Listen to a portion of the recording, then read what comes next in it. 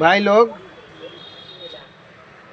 ऐसे लोग कहलन गाना इंटरटेनमेंट का होला, ओकरा के दिल पे ना लेवे के चाही। राइटर और सिंगर कोनो गाना के लेके आता ना ना समझा दी है तो बाउरो गाना बढ़िया हो जाए। वैसे ही एगो गाना वायरल होता,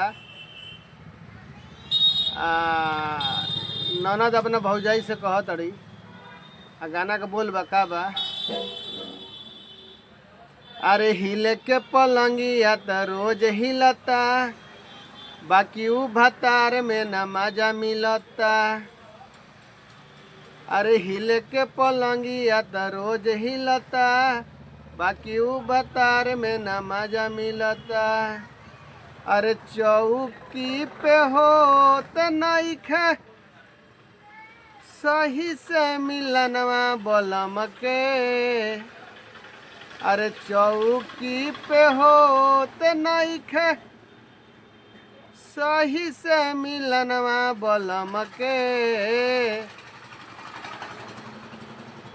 बाउर बा बेलनवा बलम के, बांगुर बा बेलनवा बलम के, बाउर बा बेलनवा।